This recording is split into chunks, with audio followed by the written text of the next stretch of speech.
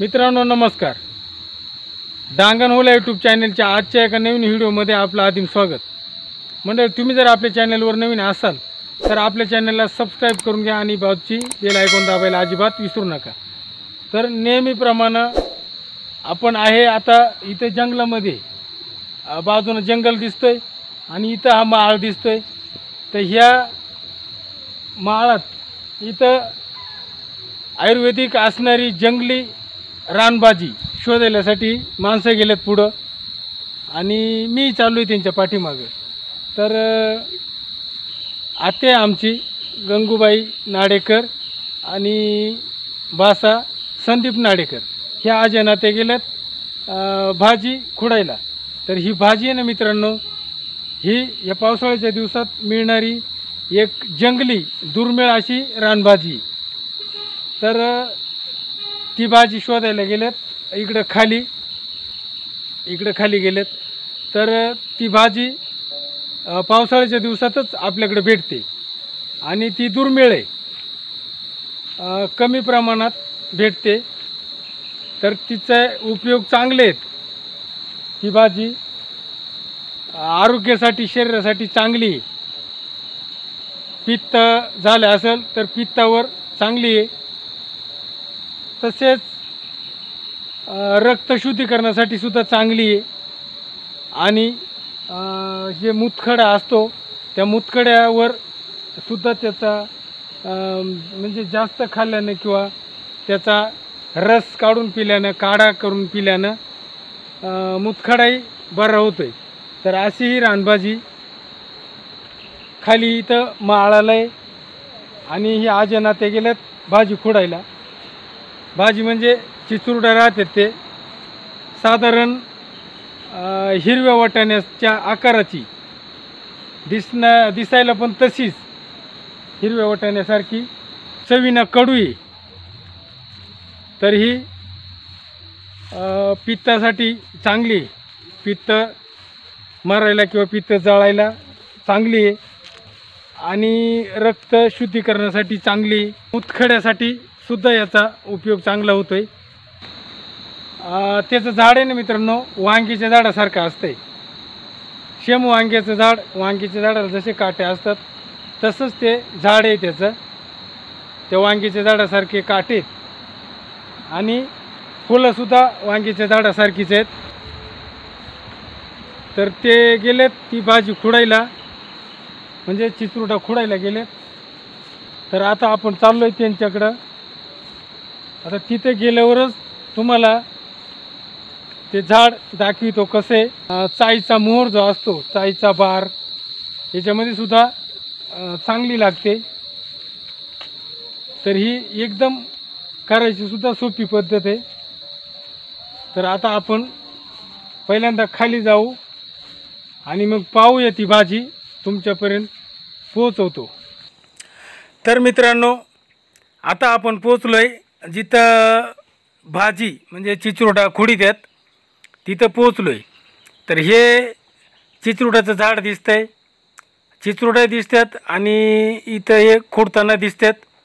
तर हे झाड आहे ना मित्रांनो, वांग्याच्या झाडासारखं दिसून वांगीच्या झाडाला जसे पानांना काटे असतात तसे याचे पानांना काटे असतात. आणि मी जे म्हणलो तुम्हाला हिरव्या वाटाण्यासारखे दिसतात, तर अगदी तसेच, परंतु वांग्यासारखा देठ असतो याला.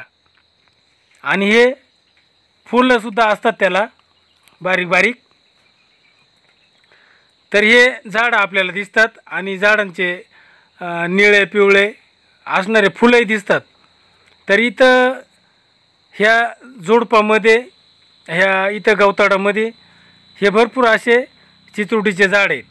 आणि हे आमच्या आत्यांनी खुडलेत चिचुरडा, हे पाहतोय आपण. तर अशी जंगली दुर्मिळ अशी रानभाजी इथं संदीप नाडेकर यांनी टोपीमध्ये खुडलेत.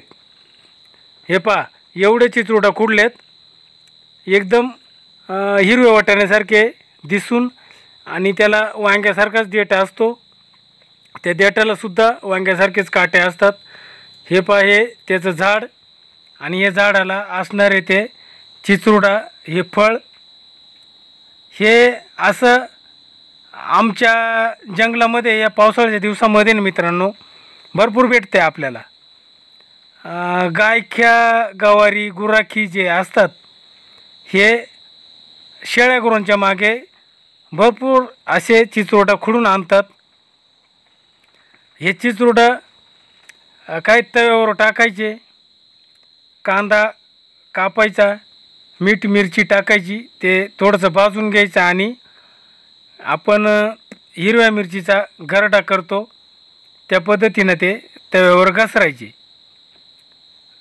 खायला थोडेसे म्हणजे कडू आहेत, ते कारल्यापेक्षाही कडू म्हटलं तर, परंतु मिठा मिरचीनं थोडीशी त्याची कडूपणा जातो आणि ते खायला चांगले आहेत. मी मगाशी म्हटल्याप्रमाणे पित्तनाशक आहेत, रक्त शुद्धीकरणासाठी उपयोग होतो आणि जास्त प्रमाणात खाल्ल्याने किंवा त्याचा रस करून पिल्याने मूतखड्यालासुद्धा आराम मिळतो. तर असे हे चिचरुडाचे झाडं आपल्याला इथं दिसतात बघा. फुलंही दिसतात एकदम. वांग्याच्या झाडाला जसे पानांना काटे तसे याच्याही पानांना काटे दिसतात आपल्याला आणि हे वांग्यासारखेच लटकलेले असतात, परंतु आकारानं बारीक असल्याने हे 2-2, 4-4 असे झुपके असतात. हे लांबून हे त्यांचे झाडं दिसतात आपल्याला. आणि इथं गायींच्या पाठीमागं यांनी बरेच खुडलेत. हे अजून खोडायचं काम चालू आहे. हे पहा आपल्याला दिसतात व्हिडिओमध्ये. हे पहा हे झाडांना असे चिचरुडा लागलेले असतात. तर हे चिचरुडा आहेत ना मित्रांनो, आमच्या भागामध्ये जे गुराखी मंडळी असते ना ती भरपूर आणते. आता इथं यांच्या शेळ्या मस्त आरामात चरतात. हे पहा.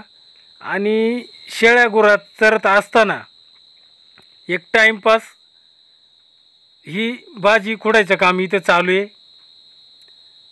इथं हे गजपाने आणि त्या गजपानामध्ये इथं ह्या भरपूर प्रमाणात चिचरुडाचे झाड आहेत.